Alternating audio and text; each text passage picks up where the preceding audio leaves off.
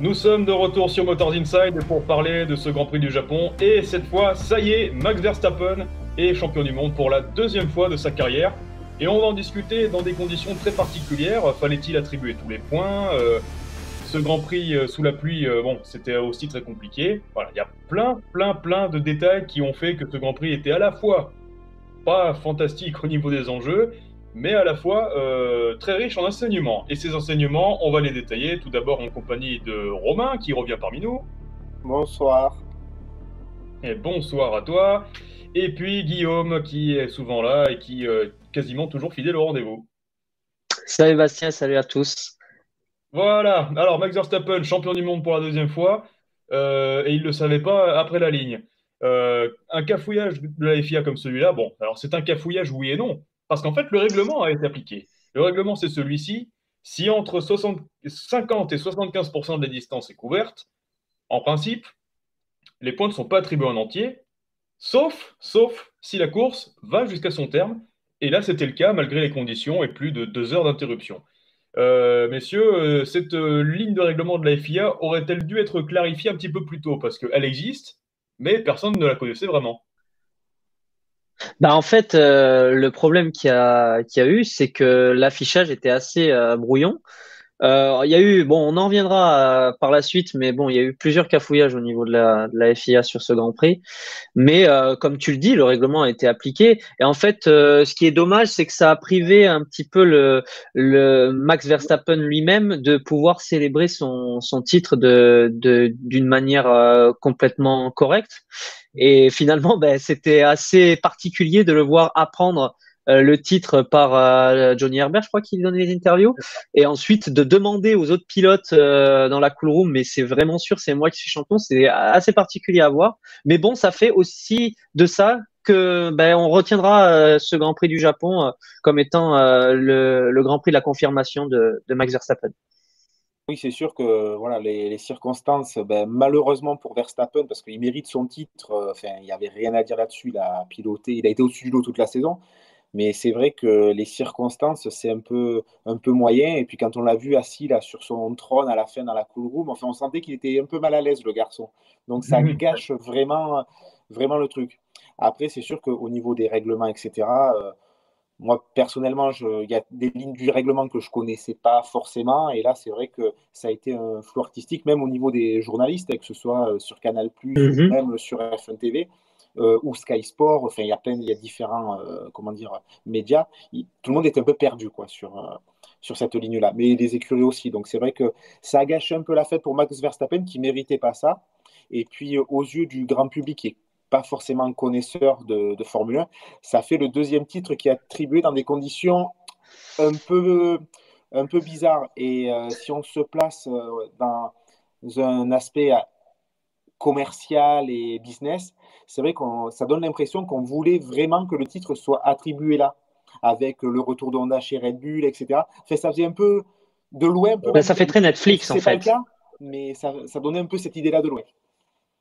Ouais, mais alors surtout, comment, par contre, alors autant le règlement, il a été exploité jusque dans la moindre feuille, par contre, comment expliquer que Max Verstappen n'ait pas reçu de drapeau à damier? Parce que normalement, en temps normal, quand il y a un chrono, si jamais le chrono va au bout, il y a toujours normalement un tour supplémentaire. Là, il va falloir nous expliquer un petit peu quand même pourquoi il n'a pas reçu de drapeau à damier, pourquoi Pérez et Leclerc derrière en ont reçu un. Non, mais en fait, le problème, c'est que Pérez et Leclerc n'auraient pas dû recevoir le drapeau à damier, puisque Max Verstappen, selon les dires de Canal+, puisqu'on l'a pas vu de nos propres yeux à l'antenne, mais apparemment c'est ce qui s'est passé, a coupé la ligne, je crois, une dizaine de secondes avant la fin du chrono. Oui. Peut-être un petit peu moins, 4-5 secondes. Mais donc, du coup, il aurait dû y avoir 2 tours et non un tour. Et sauf que dans l'affichage, ça a été déclaré comme le dernier tour. Et avant que le dernier tour ne soit terminé, ils ont brandi le drapeau à damier sur Pérez et Leclerc. C'était une incompréhension totale et ça fausse quelque peu aussi le résultat final. Puisque sans ça, on aurait peut-être eu une décision beaucoup plus rapide des commissaires concernant Leclerc, ce qui fait qu'on aurait su bien plus tôt que Max Verstappen était champion du monde, quoi qu'il arrive. Et vu les circonstances aussi, normalement, parce qu'il y a quelques années, alors je crois que c'est dans les années 70 ou 80 qu'il y avait eu une arrivée un peu similaire, et du coup, ils avaient pris le classement 2 tours avant. C'est ça. Donc Ça, c'était voilà, une règle qui s'appliquait en cas de drapeau rouge il y a encore quelques années. voilà, donc c'est pour Mais je ça, crois que c'est toujours le cas. c'est très, Il y a encore 2 tours avant, hein. Il me semble que c'est le tour précédent maintenant. ouais, Ah enfin, oui, peut-être. voilà, enfin, ça fait, enfin, tout le monde se faisait une joie de retourner à Suzuka, mais là encore, c'est cette fin de course un peu tronquée, ben, ça a gâché un peu notre plaisir de retourner sur ce circuit Hmm. qui est fantastique, quoi. Ouais, et puis c'était l'occasion pour Honda. Alors Honda qui fait plus ou moins son retour, en fait, c'est juste un logo. Parce que Honda n'est jamais vraiment enfin, est officiellement parti. Officieusement, ils sont toujours là, logo HRC, puis logo Honda maintenant. Donc forcément, c'était. Bon, en plus, c'est le sponsor du circuit. Donc, ma foi, il était très important que Honda soit champion là. Bon, n'allons pas jusqu'aux théories du complot, parce que de toute manière, complot, il y a Non. pas. On a survolé la saison de bout en bout. Mais pour en revenir à cette saison, ben, maintenant, ce qui reste, c'est la lutte pour le titre de vice-champion du monde, avec attention à Russell, même s'il n'a pas fait il a pas eu un beau Grand Prix. Ça va se jouer, Ah, ça ça va être fait 2 fois, hein. ça fait 2 fois de suite hein, que Russell se loupe un peu. Donc là, Charles Leclerc aussi qui a fait la petite erreur, qui a offert le titre à Verstappen. Repousser l'échéance, c'est bien, mais c'est vrai que d'une certaine manière maintenant, l'inévitable est arrivé. Donc la seconde partie de saison va changer un petit peu pour Charles Leclerc, qui va avoir un objectif peut-être plus accessible à poursuivre. C'est ça. Et Bah, je puis, pense qu'en. ouais, Vas-y, excuse-moi, Romain, vas-y. Guillaume. Ouais, Vas-y, vas-y. n'oublions pas aussi que Charles Leclerc, donc, il fait des erreurs là. Il a fait une erreur donc, qui donne le titre à Verstappen, enfin, qui permet de finir le travail de Verstappen. Mais n'oublions pas que c'est que vraiment sa première année où il joue le titre. Donc, il manque encore un peu d'expérience sur le sujet. Tandis que Verstappen, depuis 2016, il est chez Red Bull. Il joue devant depuis de nombreuses années. Donc, pour Leclerc, c'était vraiment sa première saison où il jouait le titre. Il a joué une demi-saison, là, sa première année chez Ferrari. Là, c'est la première saison. Donc là, il a acquis pas mal d'expérience. Et donc, il reviendra, je pense, plus fort l'année prochaine si Ferrari a une voiture qui est au niveau. Bah, en fait, oui, Ferrari va devoir, au bout d'un moment, ils pourront plus se cacher derrière leurs petits doigts. Et là, l'objectif majeur de ces dernières courses pour Ferrari, plus que la place de vice-champion, c'est surtout d'engranger les victoires. Parce que ça fait trop longtemps que Ferrari n'a pas gagné, alors que, on le rappelle, c'était quand même peut-être la voiture la mieux préparée en tout début de saison. Et donc, à la course au développement, ils ont quand même été à la rue comparé à Red Bull et Mercedes, qui est très bien revenu. Donc, pour Ferrari et même pour Charles Leclerc, l'objectif majeur, ça va être d'engranger des victoires et pour se reconstruire un capital confiance en vue de l'année prochaine, un peu à l'image de Rosberg en fin 2015 pour 2016. Ouais, c'est exactement ça. Parce que la dernière victoire de Ferrari remonte à celle de Charles Leclerc en Autriche. Donc Mhm. maintenant, il reste 5 courses. Il reste le Mexique. Et bon, on pourra en parler, mais maintenant, en fait, Sergio Pérez, symboliquement, a terminé deuxième derrière Max Verstappen en profitant du tout droit de Leclerc à la chicane. Juste pour aborder le Mexique vite fait, ben maintenant, pour aider Pérez à devenir vice-champion, qu'est-ce qui va se passer au Mexique, d'après vous? Moi, je pense que Verstappen veut chasser les records un peu à l'instar de Vettel, donc pas sûr qu'il aide Sergio Pérez, même si une victoire de Pérez au Mexique, mais ce serait absolument Le magnifique. délire Et je total. pense que ah ouais, je pense que ce serait un superbe spectacle et une ambiance de folie, hein. Pourquoi pas? Après, pourquoi Verstappen ne jouerait-il pas le jeu? Parce que maintenant qu'il est champion du monde, qu'il a tout prouvé, bon, alors il n'est pas encore au record, hein, il n'est pas encore au record de victoire en une saison, mais Allez, on n'est peut-être qu'il plus qu'à une, hein. plus qu'à une, ouais, exactement. Au Japon, il a remporté sa 12e victoire. Voilà, ça c'était le point Mexique. Maintenant, autre statistique, Verstappen est crédité de 32 victoires, soit autant que, question Fernando culture, Alonso. Fernando. absolument. Alonso 32 victoires, Verstappen 32 victoires.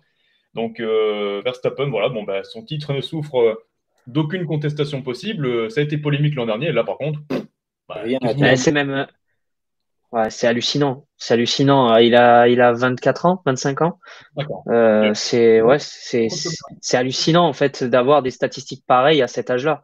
Puis moi, Là, s'ils disent, ouais, vas-y. ce que je tiens à souligner aussi, c'est que mine de rien, même si toute la saison, il a été au-dessus du lot, sur ce Grand Prix-là et surtout sur le départ, il a été la chercher la victoire. Parce que l'extérieur Carrément. fait à Charles Leclerc dans les deux premiers freinages, c'est quand Faut même avoir les tripes, hein. c'est osé. mais il a marqué son territoire et il a clairement dit à Leclerc, la victoire, elle est pour moi ce week-end, tout simplement. Exact. Et il a appris. Alors après, on aime ou on n'aime pas Verstappen, mais encore une fois, sous la pluie, il n'a pas de concurrence, quoi. Il a, Il Clairement. apprend aux gens à piloter sous la pluie. Il leur montre ce que c'est des trajectoires sous la pluie. Ce qu'on vivait oui, il y a des années en arrière avec des pilotes expérimentés comme Michael Schumacher ou d'autres. Hein. Mais là, franchement, ce qu'il a fait, c'est finir même avec 30 secondes d'avance. Enfin, sur une course qui a duré 40 minutes, c'est quand même pas mal. c'est quand Ah ouais, même c'est ouf. Hein. c'est absolument gigantesque. Et puis, bon, Leclerc était mal placé.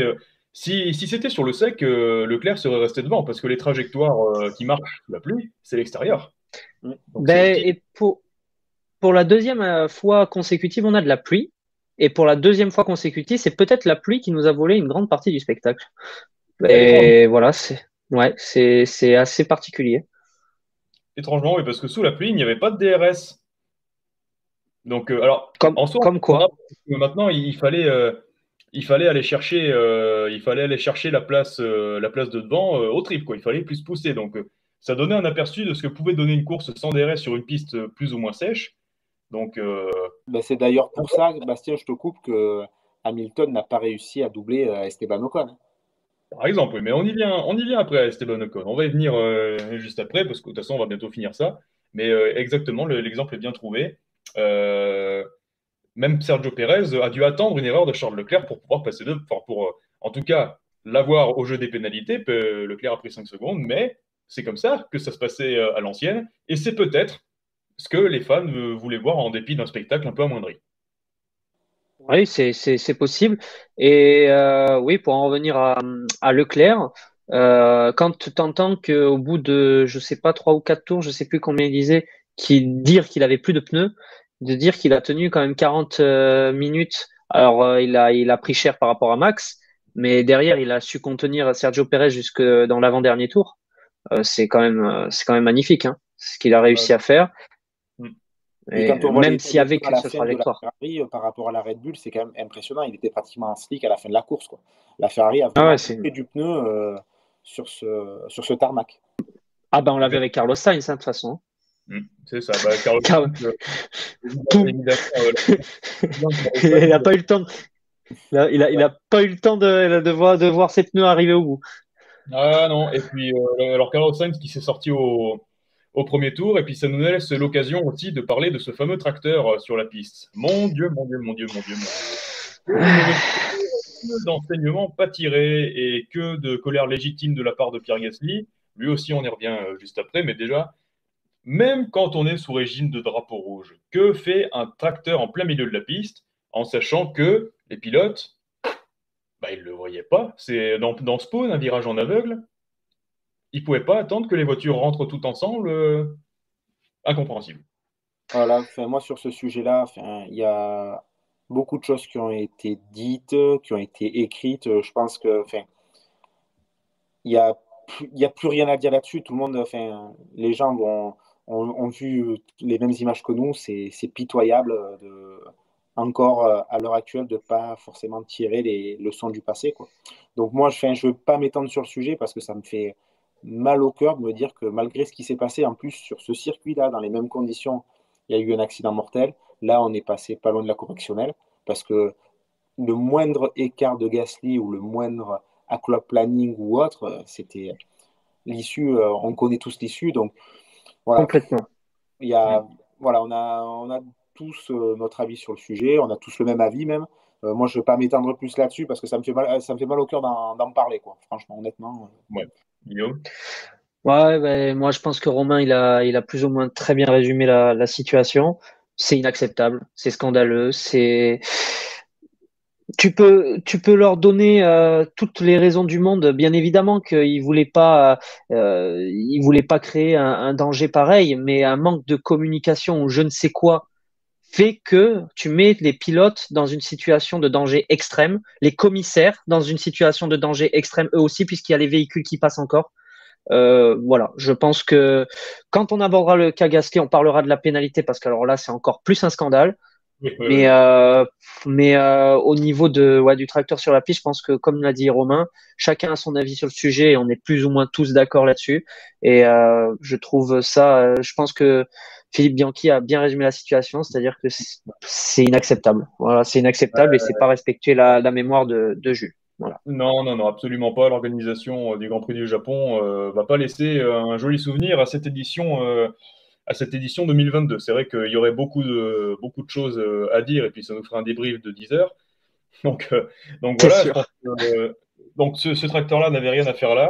Mais pour autant, la course a pu repartir après une interruption de 2 heures. Et durant cette course, on a eu ce fantastique duel Ocon-Mercedes. Et quel symbole d'ailleurs, quel grand symbole pour un Esteban Ocon qui était promis peut-être fut un temps à Mercedes, qui arrive dans son autre académie, qui est Renault Alpine, et qui là défend vaillamment sur une Mercedes pour aller chercher une héroïque quatrième place et un bon moyen de se mettre en confiance avant l'arrivée de Pierre Gasly dans l'écurie française l'année prochaine. Ah ben, pour moi, Esteban Ocon, là, ce week-end, il a fait la course parfaite. Alors, est-ce que c'est dû à la signature de Gasly, que ça lui a mis, pardonnez-moi l'expression, mais un petit coup de pied au cul, que ça Oh, l'a je pense pas. remonté? Je pense pas. Je pense pas, mais bon, voilà. Après, il savait que la course était une course sprint, donc il a joué tout sur le point fort de sa voiture par rapport à la Mercedes, qui était le moteur. Il a défendu comme il fallait pour pas se faire dépasser, et Alors, mais, il a Romain, mené mais une course des fois, exceptionnelle. il se déplaçait avant, enfin, presque au moment de la phase de freinage, c'était un peu limite des fois, non? T'es pas C'était d'accord? limite, mais c'était dans le règlement, c'était bon. Et après, c'est sûr que sur une course à long terme, je pense que la Mercedes avait un rythme qui était meilleur, notamment dans le premier secteur avec les différents enchaînements et les courbes rapides. Mais comme en moteur, Mercedes a un large déficit et le seul endroit où tu peux doubler, c'était la chicane. C'est au bout Il de la suffit ligne droite. de doubler dans la ligne, de bien se positionner dans la ligne droite, bien passer le 130 R, et puis après, tu es tranquille, quoi. Mais voilà, moi, Non, franchement, je ouais, ne mettrai pas un 10 sur 10, mais il en est pas loin au compte de sa prestation de ce week-end sur cette course-là. C'est vrai. complètement. Complètement. Ben, Guillaume. en fait, Ocon, il fait partie de ces pilotes comme bon, j'irai pas jusqu'à citer Verstappen parce qu'on est sur une masterclass et comme sur bon nombre de grands prix cette année. Mais à chaque fois qu'il y a de la pluie, un Ocon, tu peux être sûr qu'il est au rendez-vous. Et sur ce Grand Prix en particulier, il l'a montré encore plus. Il a résisté à un Hamilton qui était non moins en verve. Il a tout tenté, hein, Hamilton, hein, parce qu'il y avait qu'une seule trajectoire et plusieurs fois il s'est mis hors trajectoire dans les flaques. C'était plutôt risqué. Il a rien pu faire et puis ben, je pense qu'il a été héroïque. Et sur un malentendu, ça aurait pu même peut-être faire mieux. Donc franchement, il pouvait rien espérer de mieux que cette quatrième place ce Comme une week-end. victoire. Franchement, très très solide. Oui, c'est comme une victoire. C'est vraiment chapeau à Ocon sur ce Grand Prix. Après, par rapport à la course d'Ocon et par rapport à ce qu'il fait, moi, je trouve depuis le début de la saison, enfin, je le suis avec attention parce qu'il est français. Ben, je pense que, comme tous, on a notre partie de chauvinisme, on va dire. Mais c'est De vrai partie. qu'il fait une bonne saison et j'aurais presque secrètement, je me disais, ça serait bien qu'il y en ait un devant qui se sorte, qui puisse faire un podium, quoi, parce que Ah, C'est ça. après ce qu'il a fait, c'est pas très sportif, mais le chauvinisme, des fois, peut nous voilà, pousser. me pousse des fois à avoir des petites pensées un peu Voilà. Non, mais et académiques, mais puis voilà. Disons qu'on pour on pouvait peut-être compter sur un accrochage. Mais ça aurait pu arriver, hein. C'est même pas et qu'on l'aurait. clairement, C'est ça. clairement, ça aurait- Et, mais pour en revenir à ce que tu disais sur le début enfin depuis le début de la saison, ben Ocon en fait, tu sens que ben, il a pris le leadership de cette équipe finalement, parce que bon, Alonso, il sort toujours des performances exceptionnelles, mais tu sens que depuis qu'il a signé chez Aston Martin, il est quand même un peu plus distant. Malgré qu'il soit toujours performant, on est d'accord là-dessus, mais Ocon, il s'affirme depuis le début de la saison et au niveau comptable, il est toujours présent, toujours présent. C'est vrai qu'il a eu un peu moins de casse mécanique qu'Alonso ces derniers temps, mais il est toujours là. Donc à Singapour, il a pas été épargné par exemple, vu que Alpine a fait un zéro pointé. Donc non, Ocon pour moi, il fait si c'est enfin pas jeu égal, hein, il domine Alonso sur cette saison et c'est beau quoi de dominer un double champion du monde quand tu sais que le niveau qu'a Alonso encore à 41 ans. C'est Et vrai. puis, tu vois, avec un peu de recul, parce que depuis le début de la saison, par moment, j'ai pas forcément été tendre avec Alpine, parce que je trouvais qu'ils rataient beaucoup trop d'occasions. Et d'ailleurs, c'est pour ça qu'ils sont à la lutte avec McLaren, ils devraient être largement devant. Mais finalement, avec le recul, on se rend compte que ce qu'ils nous ont annoncé en début de saison, eh ben, ils suivent leur ligne de conduite, c'est-à-dire que oui, on va avoir de la casse mécanique, ils le savaient, mais voilà, ils arrivent quand même à scorer. Et puis là, ce week-end, ils prennent 14 points d'avance, je crois, sur McLaren. Donc ça leur donne un petit bol d'air frais pour finir la saison, quoi. Et clairement, même si en fiabilité, ils ne sont pas top, en termes de performance, ils sont vraiment la quatrième force du plateau. Ah Et oui, il y a eu pourquoi pas. un gros step-up, hein. Oui, ça c'est sûr. Et pourquoi pas, peut-être en lutte pour être la troisième la saison prochaine. Et puis la transition est toute trouvée pour dire la saison prochaine, parce que l'arrivée de Pierre Gasly, forcément, elle est attendue. Forcément, la cohabitation avec Esteban Ocon, si elle ne pose pas question, on attend de voir aussi. Et donc, à voir un petit peu ce que pourra donner l'Alpine avec déjà l'expérience qu'a apporté Alonso, le bol d'air frais que Ocon apporte, et peut-être, pourquoi pas, qu'est-ce que ça va donner deux Français dans une écurie. Mais pour en venir à Pierre Gasly, on en a parlé il y a quelques instants. Pierre Gasly pénalisé donc pour avoir roulé trop vite sous drapeau rouge. Eh ben, ma foi, il a reçu à juste titre le soutien du paddock, parce que pénaliser un pilote pour une erreur grossière de la direction de course, c'est tout de même osé, hein, il faut le faire quand même, hein. Bon, bah, je me lance. Je vais pas être, je vais pas être tendre, hein. Non, c'est scandaleux. Il y a pas de mots. En fait, le pire, c'est que dans leur communiqué, la FIA, quand ils donnent la sanction à Pierre, qui est quand même une grosse sanction, hein, il lui donne 20 secondes et il lui donne 2 points sur son permis, sachant il en a déjà pris 9. Donc, c'est-à-dire qu'il a à 3 points de suspension d'une course de suspension pour lui aussi. Et dans leur communiqué, ils annoncent qu'ils ont été cléments, qu'ils ont pris en compte que du coup ils avaient été perturbés par ce véhicule en piste. Mais oui, mais ils s'attendaient à quoi en fait? Je crois que même nous, on se met à la place de Pierre Gasly, mais je crois qu'il n'y a que lui qui peut ressentir ce qu'il a pu ressentir l'espace d'un instant où je pense qu'il s'est vu mort en fait quand il a vu ce véhicule. Mais Imagine un peu, et quand il part en tête à queue sous la pluie. Non, mais c'est une catastrophe, là. Mais et là, en fait, tu te dis que Gasly va être sanctionné pour une faute. Certes, il l'a fait, mais quand tu dis qu'il l'a fait après, c'est-à-dire qu'il l'a fait après la zone de l'accident, sachant que quand il arrive sur la zone de l'accident, on est sur régime de double drapeau jaune, voiture de sécurité, et quand il passe le panneau, c'est à peine à ce moment-là que le drapeau rouge sort. Ce qui est quand même un concours de circonstances. Le tracteur n'a rien à faire ici. Et ce qui est encore plus fort, c'est que la FIA, bien évidemment, ne sera pas sanctionnée pour l'erreur qu'elle a faite elle-même. Et ça, c'est scandaleux. Et je crois qu'il n'y a pas de mots. Ouais. Ben là, enfin, je suis entièrement d'accord avec vous, chers camarades. Moi, il n'y a rien de plus à dire, quoi. C'est scandaleux le traitement qu'a eu Pierre Gasly sur cet incident-là. Après, Ouais. comme je disais pour la grue et tout ça, il n'y a rien d'autre à dire. Là, on paye, je ne vais pas dire l'incompétence, parce que bon, les circonstances font que c'est peut-être compliqué, il y a énormément de pression. Mais là, Non, C'est ça. ça fait beaucoup pour. c'est pas la compétence qui est en question, c'est la ligne de conduite. Si on tient encore à prendre beaucoup de risques, eh ben, on n'aurait pas fait tout un foin. Enfin, alors je dis ça comme ça, mais on n'aurait pas fait beaucoup de bruit pour dire qu'il y a des tracteurs en piste. Euh, voilà, ben, si on veut Ben, laisser le risque, eh ben, très bien, très bien. Mais à ce moment-là, on ne joue pas les exemplaires voilà. non, mais, non, mais sachant en plus qu'on a eu l'exemple à Monza, quoi. Quand on a vu le tracteur à côté avec les voitures qui passaient sous régime de voitures de sécurité, on était tous là à se dire, franchement, c'est moyen. Là, t'étais pas forcément obligé d'avoir le drapeau rouge, mais c'est pas quand même pas idéal, sécurisant. Et on était sur le sec. Là, on est au Japon, sur les terres de l'accident de Jules. Il pleut et tu as une décision comme ça. Mais en fait, Michael Masi, il aurait été en place, on aurait tapé sur Michael Masi. Mais là, on se rend compte que forcément, il n'y a pas qu'un fautif. Et là, c'est une décision qui aurait pu être dramatique, mais pas forcément que pour les pilotes, hein. Les commissaires aussi ont été mis en danger à ce moment-là. Et quand tu sais que des bénévoles, ils se tuent chaque année sur n'importe quel circuit, dans n'importe quelle circonstance, ne va pas leur faire prendre des risques inconsidérés alors que tu vas mettre un drapeau rouge et tu peux attendre que toutes les voitures entrent au stand. Enfin, Ben, c'est ça. c'est illogique. C'est ce qu'on disait tout à l'heure, hein, c'est ce qu'on disait tout à l'heure. Pourquoi ne pas mettre un drapeau rouge, attendre que tout le monde soit rentré pour faire sortir ce tracteur. Surtout que tout le monde a ralenti sous safety car, mais tout de même, tout de même. tout de même. Mais sachant qu'il n'y avait pas danger de vie ou de mort, Carlos Sainz est sorti très rapidement de sa voiture et tout le monde savait qu'il allait bien. Il est monté dans la medical car très rapidement. Enfin, je sais même pas s'il est même pas rentré en scooter. Je crois qu'il a Je me rappelle plus. Ah, si, Voilà, si, donc, parce que- il y avait pas urgence à évacuer le véhicule de Carlos Sainz. Voilà, Sachant alors, que. sachant qu'il y a eu Bon, 2 heures ouais. d'interview. Ouais, mais bon. Un dernier mot de l'un de vous deux pour refermer le chapitre tracteur.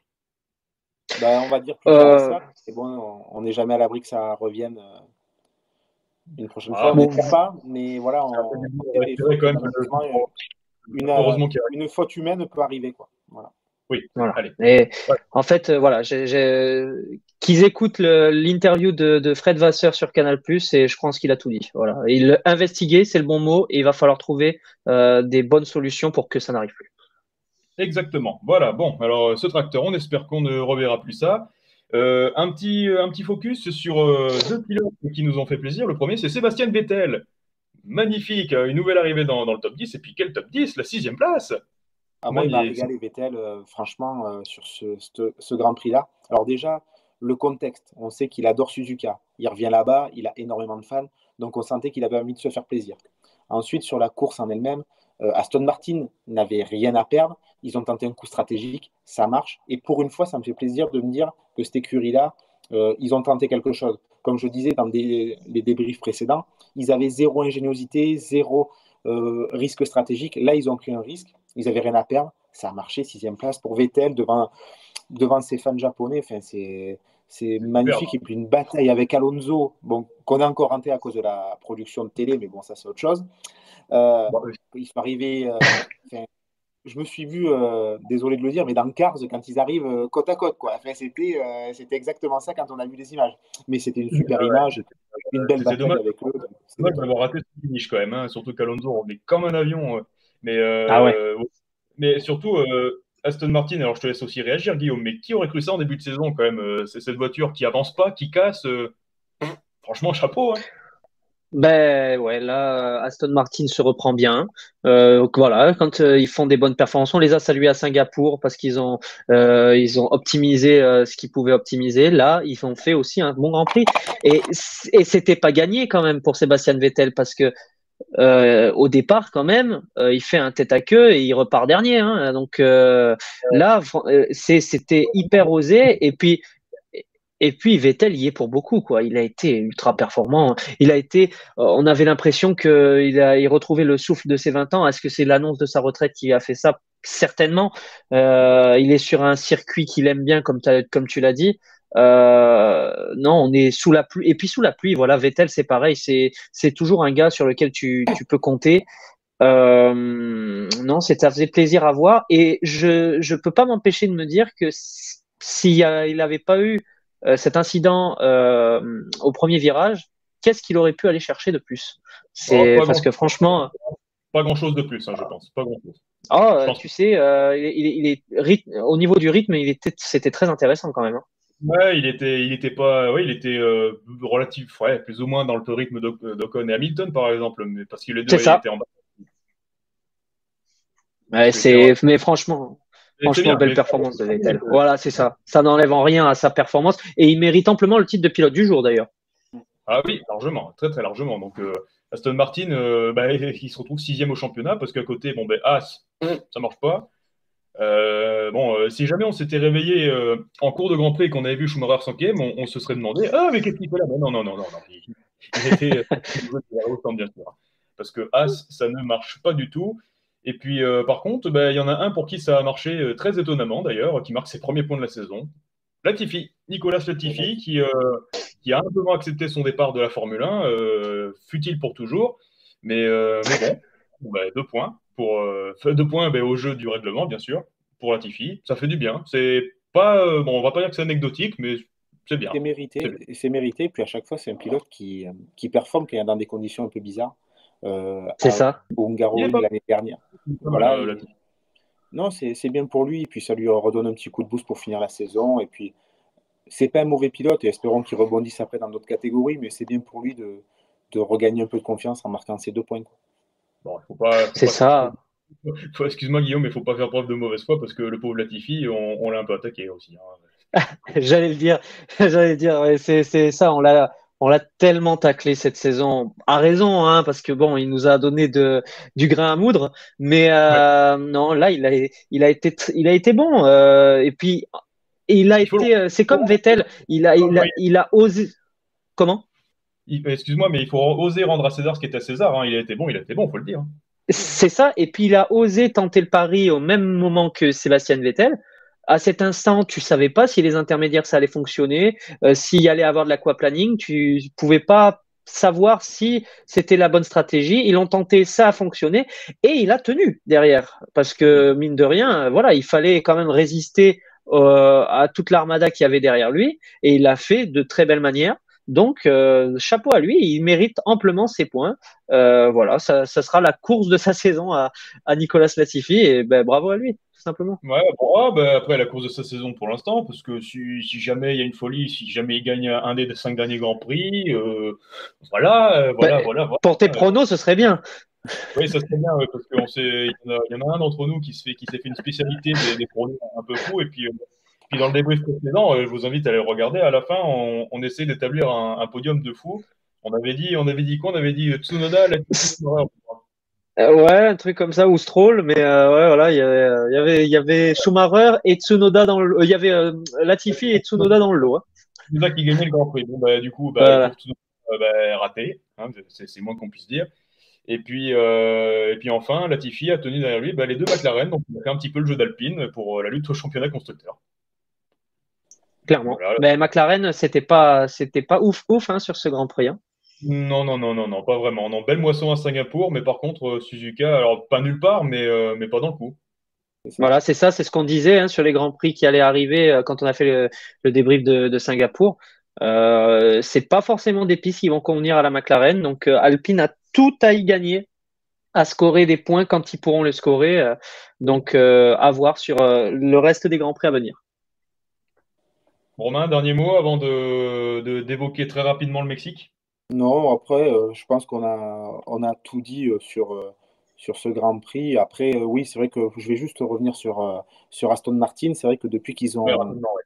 depuis qu'ils ont instauré leur version B à Barcelone, ils ont fini 9 fois dans les points sur 12 Grands Prix. Donc ça montre quand même qu'ils ont fait un bon pas en avant et que bon, la sixième place du championnat est pas très loin pour eux parce qu'on voit que Alfa Romeo qui est devant eux, comme As, ça développe plus. Donc voilà, Donc, ça ne marche plus.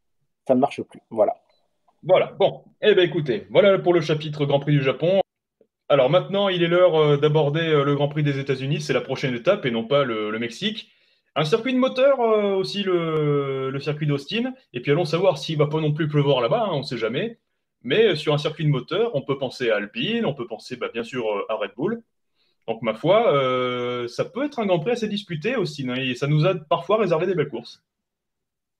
Ah ben, Austin c'est un circuit assez complet parce que tu as un peu de tout dans, t'as un premier secteur très sinueux.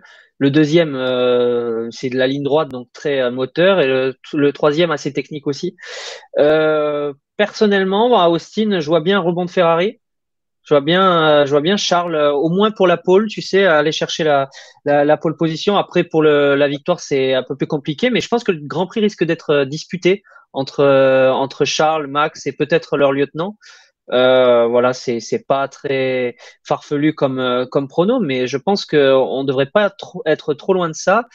Et oui, on espère toujours avoir une surprise de ça, de là, une belle performance de nos Français. On est toujours preneur. Je vois bien, comme c'est un circuit de moteur, déjà une pole position de Ferrari. Je pense que ça, c'est quelque chose qui peut arriver. Après, je vois une grosse bataille à Red Bull-Ferrari. Après, c'est du classique. Mais voilà. Et pourquoi pas, après, avec une lutte fratricide, pardon, des moteurs qui cassent, et pourquoi pas un podium d'Alpine. Et pour bien finir l'histoire, que ce soit Fernando Alonso qui monte sur le podium avant de partir vers Aston Martin. Pourquoi pas? Pourquoi pas? Bien, ma foi, c'était le mot de la fin. Merci à tous les deux d'avoir été avec nous. Et puis, bien sûr, vous, chers viewers et chers lecteurs de Motor Inside, on se retrouve sur le site, bien sûr, pour toute l'actualité de la Formule 1. Merci encore, Romain et Guillaume, d'avoir été avec nous. Ben, Bonne merci soirée. Bastien, merci à toi et salut à tous.